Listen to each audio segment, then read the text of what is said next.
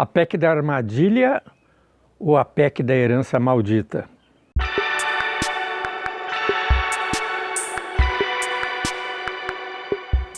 Na próxima terça ou quarta-feira, a Câmara dos Deputados votará uma emenda constitucional de 41 bilhões de reais para fazer face às despesas do Auxílio Brasil.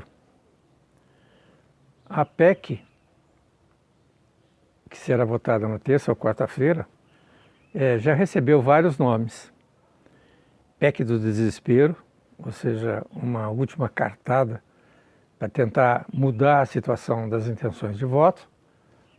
A PEC kamikaze, porque no início do governo, o próprio PT pleiteou esta verba e foi condenada pelo ministro Paulo Guedes e que a denominou de kamikaze, porque ela simplesmente acabaria com os fundos do Tesouro Nacional e poderia ser considerada uma irresponsabilidade fiscal e além de ter furado o teto. Bom, kamikaze, em alusão aos pilotos japoneses que se suicidavam, ou seja, era uma PEC do suicídio. A PEC coração de mãe, ou seja, cabe qualquer coisa lá dentro.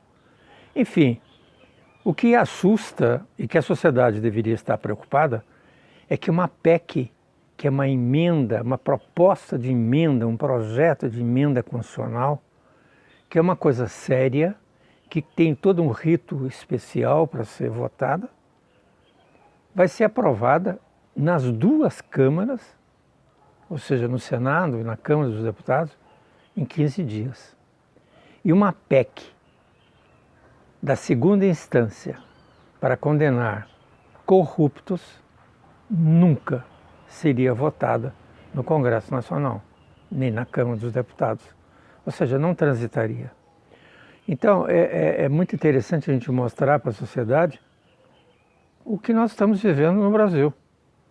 Ou seja, é o fim de uma democracia, é o fim de um sistema político, ou seja, é um toma lá da cá desavergonhadamente.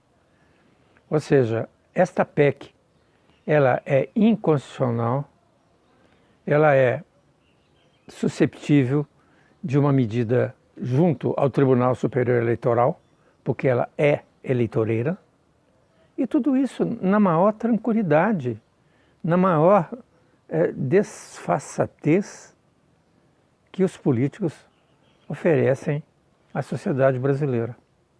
O interessante é que essa PEC tem só valor, ou seja, o que ela vai conseguir de Auxílio Brasil só tem validade até o dia 22, ou seja, o ano 22. O ano que vem, não se sabe o que vai acontecer. Ou seja, não existem recursos, ou talvez se coloque no orçamento, mas não se sabe exatamente de onde virão esses fundos para o pagamento desses compromissos, que são necessários, porque o povo está passando fome. Agora, o que seria interessante a gente pensar um pouco seria o seguinte: por que nós chegamos a essa situação? Isso não veio de agora, isso vem do governo do PT. Ou seja, foi o Lula que destruiu o Plano Real no seu segundo mandato. No primeiro mandato, ele manteve as prerrogativas do Plano Real por uma solicitação de Fernando Henrique Cardoso, que não sei se vocês se lembram, na véspera das eleições de 2002, Fernando Henrique reuniu todos os candidatos em Brasília e conversou com eles, porque o Fundo Monetário Internacional tinha dado ao Brasil, em função das crises econômicas mundiais da Rússia, da Coreia, do México e da Argentina, colocando em risco o Plano Real, o banco, ou seja, o Fundo Monetário Internacional, forneceu ao Brasil recursos além do que o Brasil poderia ter em função das pessoas que estavam comandando o Brasil naquela ocasião.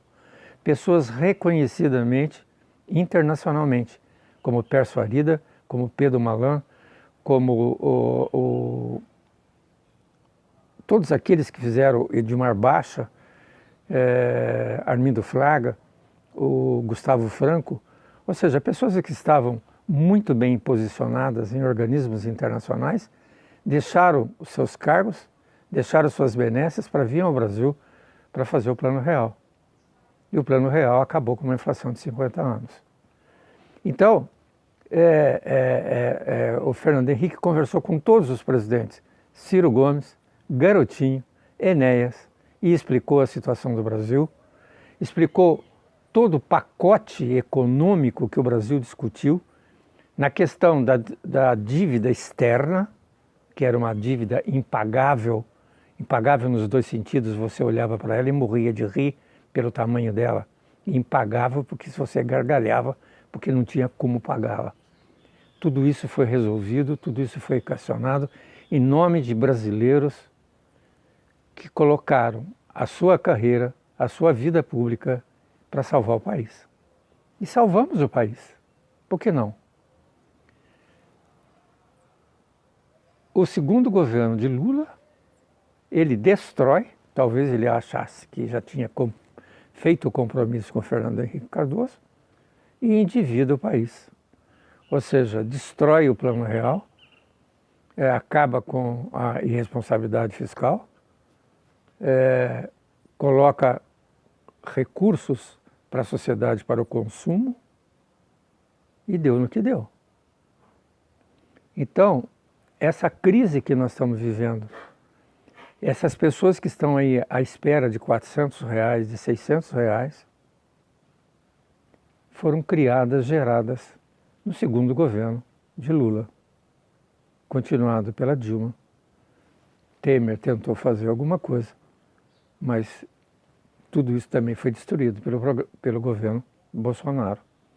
Então, essa PEC, se é aprovada, e vai ser aprovada, deixará duas situações para os dois candidatos.